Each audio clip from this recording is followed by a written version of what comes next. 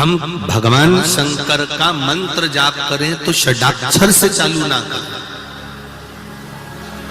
स्त्री जब भी मंत्र का जाप करे तो पंचाक्षर से चालू करें। अब आप लोग चालू होंगे। नमः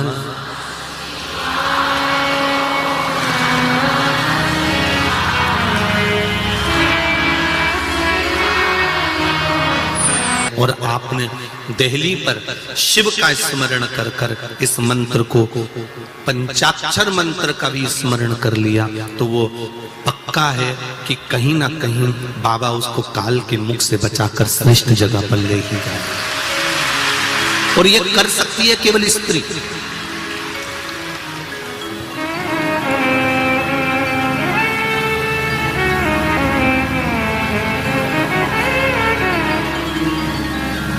इसको कर सकती है नारी, इसको कर सकती है स्त्री।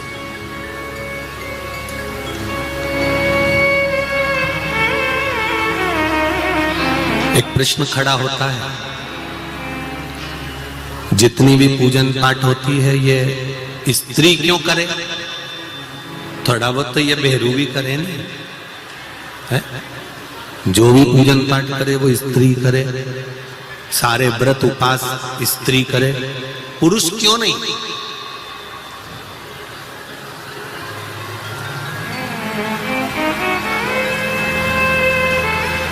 फिर समझ लेना, अभी कथा में कहा शंकर भगवान का आधा स्वरूप, भगवान देव अधिदेव महादेव का आधा स्वरूप संसार में मृत्यु लोक में जितनी स्त्री जन्म लेती है उसमें शंकर भगवान का आधा स्वरूप विराजमान रहता है। इसलिए जब तब साधना, उपासना, व्रत, नियम, धर्म ये स्त्री कर सकती है, पुरुष के बस की बात नहीं।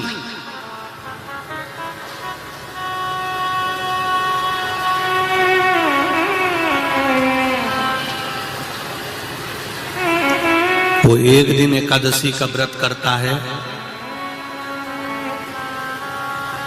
और पत्नी उसका मुख पढ़ लेती है, उसका चेहरा पढ़ लेती है, उसका स्वरूप देख लेती है कि उसको तकलीफ हो रही है।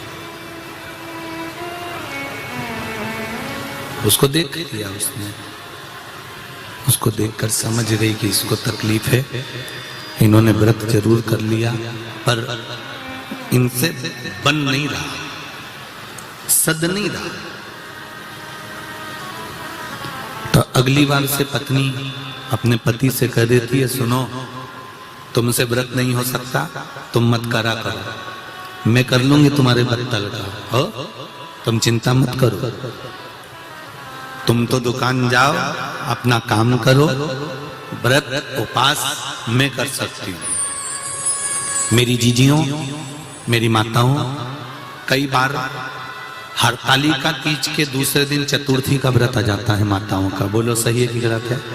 चतुर्थी के दूसरे दिन, अरे बोलते जाओ, पंचमी का व्रत जाता है, ऋषि पंचमी का। पंचमी के बाद में छठ का व्रत आ जाता है। कई बार इससे पहले भी कोई ना कोई व्रत आ जाता है। माताओं के लाइन से इतने व्रत आ जाते हैं तो भी इनके चेहरे पर सल नहीं आता और जो भी पूजन करती है वो दिल से करती है।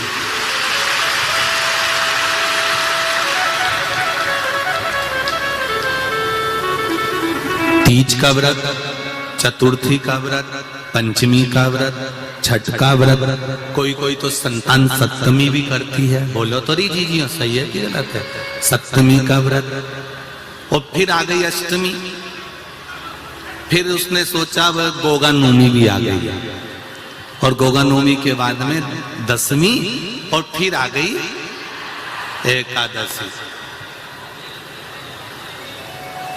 4-5 दिन लगातार व्रत करने के बाद भी सुबह जल्दी उठकर रसोई घर में जाना, परिवार के लिए भोजन बनाना, बच्चों का टिफिन तैयार करना, झाड़ू पोछा कर लेना और चेहरे पर सिकन नहीं, जो सामान घर में रखा है उसी को सेक सुखाकर सबको खिलाने के बाद में व्रत का थोड़ा सा सामान बनाकर खा लेती है और आनंद लेती है।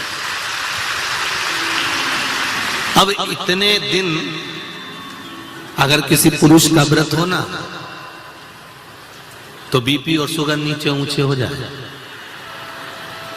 ऊंचा नीचे।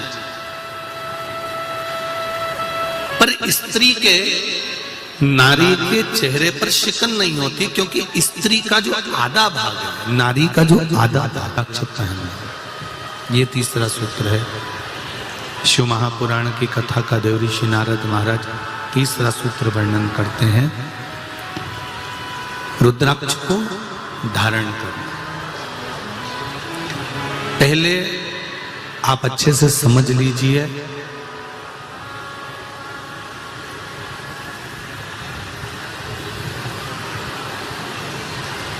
कि रुद्राक्ष को धारण कैसे करना है। अगर कुबेरेश्वर धाम का रुद्राक्ष यदि आपको मिला है, सीहोर का कुबेरेश्वर धाम का रुद्राक्ष, और बिना मोल का, क्योंकि कुबेरेश्वर धाम पर जो रुद्राक्ष दिया जाता है उसका कोई मोल नहीं होता, निशुल्क रहता है।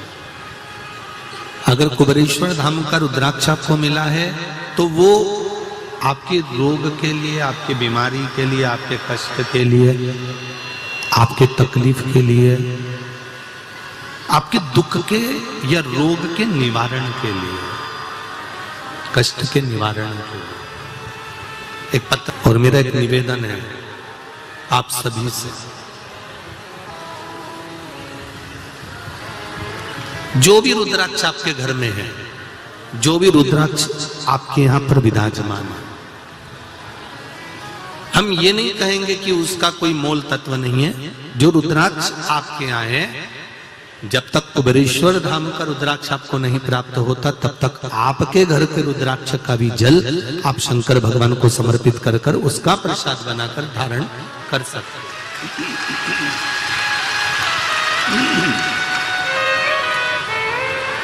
वह भी फलीभूत हो। जैसे कल अपन ने शिवरात्रि का पूजन करा कि नहीं करा? अरे बोलो तो जम के, करा ना सबने? शिवलिंग का निर्माण करा, पूजन करा। आप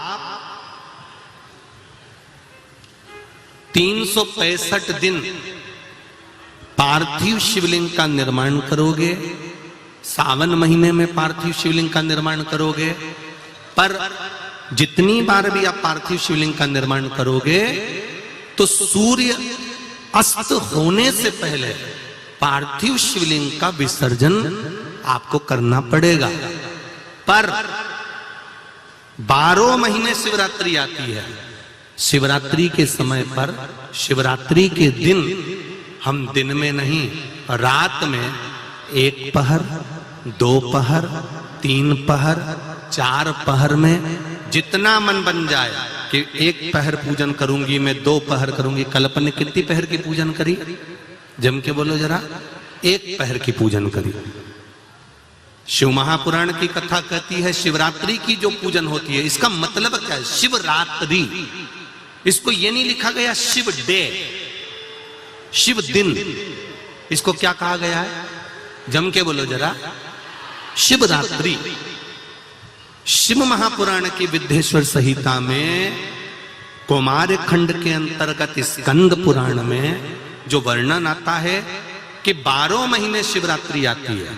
जो रोज पूजन करने वाले हैं, रोज पार्थिव शिवलिंग का निर्माण करने वाले हैं, रोज सावन के महीने में शिवलिंग का निर्माण करते हैं, हजारों शिवलिंग बनाते हैं। तुम लाखों शिवलिंग का निर्माण कर लो, पर सावन के महीने में या 365 दिन शिवलिंग बनाओगे तो वो शिवलिंग तुम्हें सूर्य अस्त के पहले विसर्जन करना पड़ेगा। पर शिवरात्रि के दिन जो तुम शिवलिंग का पूजन कर रहे हो वो रात्रि में अगर करते हो तो 1 पहर का करते हो तो 1 पहर की पूजन करने के बाद विसर्जन कर दो। 2 पहर का करते हो तो 2 पहर की पूजन करने के बाद विसर्जन कर दो। 3 पहर का करते हो 3 विसर्जन कर दो।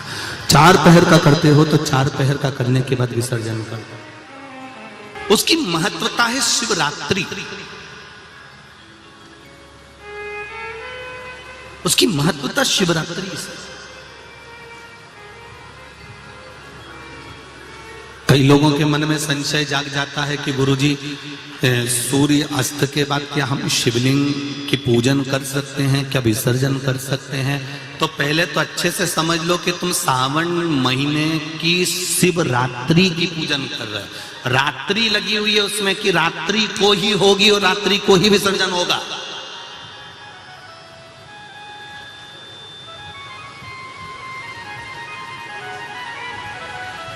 और जो नी पढ़ा लिखा हो तो गीता प्रेस गोरखपुर की जो पंडित प्रदीप मिश्रा जी पोथी पढ़ते हैं उसको लिया उसका नंबर देखकर और उसका स्मरण करना प्रारंभ करो कि हम 365 दिन अगर शिवलिंग का निर्माण करते हैं तो वो शिवलिंग का निर्माण हम दिन में कर दिन में विसर्जन कर सकते हैं।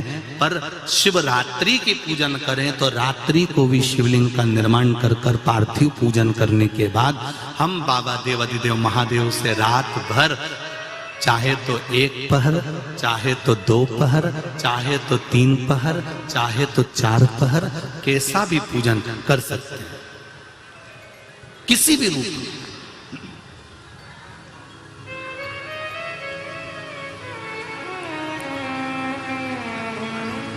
पर कई बार हमारे जीवन में संशय उत्पन्न हो जाता है और एक बात अपनी जिंदगी में उतार कर रखना, अगर पार्थिव शिवलिंग का पूजन रात्रि को आपने करा है तो पार्थिव शिवलिंग का पूजन हमने भी यहां पर बैठ कर किया है, दिल के साथ, हृदय के साथ।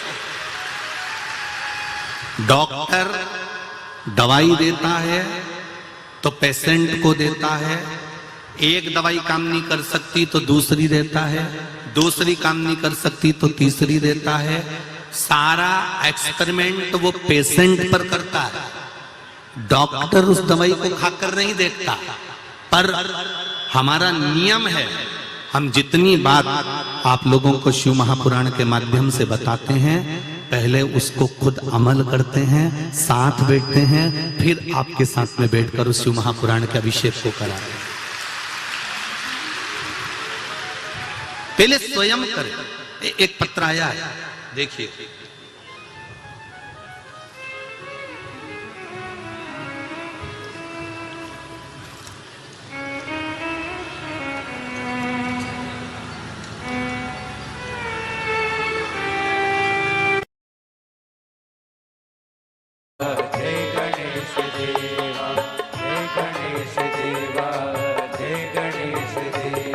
उनकी मेहनत जब रंग लाएगी, जब आप किसी न किसी रूप में शंकर की आराधना में डूबे रहेंगे,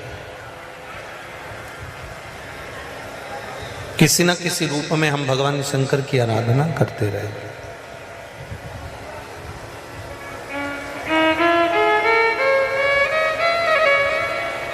प्रत्येक योनि में, प्रत्येक जन्म में हमको भरपेट भोजन भी मिलने वाला है। प्रत्येक जन्म में हमको